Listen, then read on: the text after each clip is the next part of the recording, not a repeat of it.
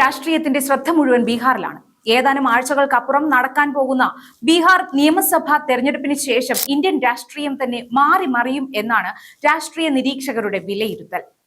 ബീഹാർ ജയിക്കുക എന്നത് കോൺഗ്രസിനും BJPക്കും ഒരുപോലെ പ്രധാനമാണ്. ബീഹാറിലെ ഭരണം മാറിയാൽ അത് ഒരുപക്ഷെ കേന്ദ്രത്തിലെ അധികാര കസേരകളെ പോലും മറിച്ചിട്ടേക്കാം.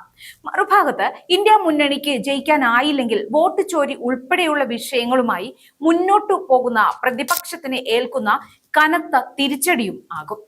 ലോക്സഭാ തെരഞ്ഞെടുപ്പ് നടക്കാൻ ഇനിയും 4 വർഷത്തോളം ഉണ്ടെങ്കിലും ബീഹാർ തെരഞ്ഞെടുപ്പിനെ ഇന്ത്യൻ രാഷ്ട്രീയത്തിന്റെ സെമി ഫൈനലായി പരിഗണിക്കുന്നതിൽ തെറ്റില്ല. കേവലം ഒരു നിയമസഭാ തെരഞ്ഞെടുപ്പിനും അപ്പുറം ഈ രാജ്യം എങ്ങനെയാണ് ചിന്തിക്കുന്നത് എന്ന് രാഷ്ട്രീയ പാർട്ടികൾക്ക് മനസ്സിലാക്കാൻ സഹായിക്കുന്നതാവും ബീഹാർ നിയമസഭാ തെരഞ്ഞെടുപ്പ് ഫലം. തെരഞ്ഞെടുപ്പ് കമ്മീഷൻ ബീഹാറിൽ തീവ്ര വോട്ടർ പട്ടിക പരിഷ്കരണം നടപ്പിലാക്കാൻ തീരുമാനിച്ചത് മുതൽ ഇങ്ങോട്ട് ബീഹാർ സാക്ഷ്യം വഹിച്ചത് സമാനതകളില്ലാത്ത പ്രതിഷേധങ്ങൾക്കും സമരങ്ങൾക്കുമാണ്.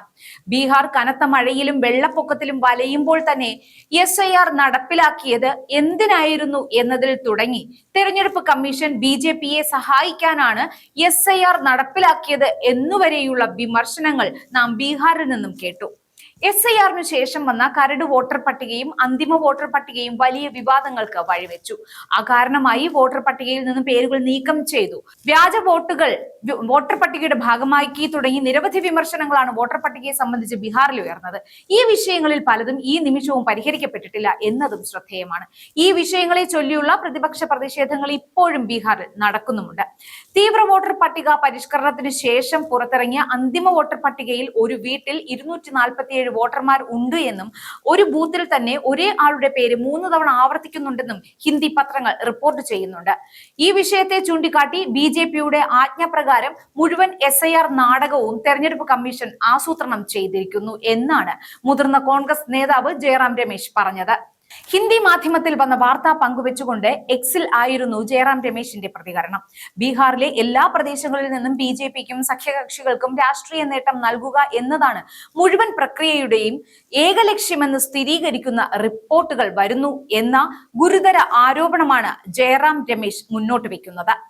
കർണാടകയിലെ അലന്റ് മണ്ഡലത്തെ ചൂണ്ടിക്കാട്ടി തെരഞ്ഞെടുപ്പ് കമ്മീഷൻ വോട്ട് മോഷ്ടാക്കൾക്ക് കൂട്ടുനിൽക്കുകയാണ് എന്ന രാഹുൽ ഗാന്ധിയുടെ വിമർശനത്തെ വീണ്ടും ചർച്ചയിലേക്ക് കൊണ്ടുവരുന്നതാണ് ഈ റിപ്പോർട്ടുകൾ. അന്തിമ തെരഞ്ഞെടുപ്പ് പട്ടികയിൽ ഒരു വീട്ടിൽ 247 വോട്ടർമാർ എങ്ങനെ വന്നു, ഒരു ബൂത്തിൽ തന്നെ ഒരേ വോട്ടർ എങ്ങനെ 3 തവണ വന്നു എന്ന് മുഖ്യ തെരഞ്ഞെടുപ്പ് കമ്മീഷണർ ജ്ഞാനേഷ് കുമാർ വിശദീകരിക്കുമോ അതോ പഴയതുപോലെ മൗനം തുടരുമോ എന്ന് ജയറാം രമേശ് തന്റെ എക്സിലെ പോസ്റ്റിൽ ചോദിക്കുന്നു. BJPയുടെ B ടീമായി പ്രവർത്തിക്കുന്ന തെരഞ്ഞെടുപ്പ് കമ്മീഷൻ പൂർണ്ണമായും നാണമില്ലാത്ത അവസ്ഥയിൽ എത്തിച്ചേർന്നിരിക്കുന്നു എന്നും ജയറാം രമേശ് വിമർശിക്കുന്നു.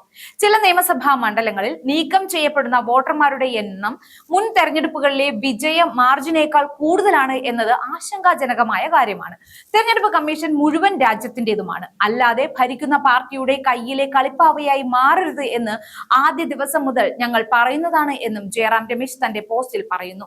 BJPയെ സഹായിക്കാനായി ആരംഭിച്ച SIR പ്രക്രിയ പൂർത്തിയാക്കാൻ തിടുക്കം കാട്ടുന്നതിന് പകരം തെരഞ്ഞെടുപ്പ് കമ്മീഷൻ നിഷ്പക്ഷമായി പ്രവർത്തിക്കണമെന്ന് ഞങ്ങൾ വീണ്ടും ആവശ്യപ്പെടുന്നു എന്ന് എഴുതിക്കൊണ്ടാണ് ജയറാം രമേശ് തന്റെ പോസ്റ്റ് അവസാനിപ്പിക്കുന്നത്.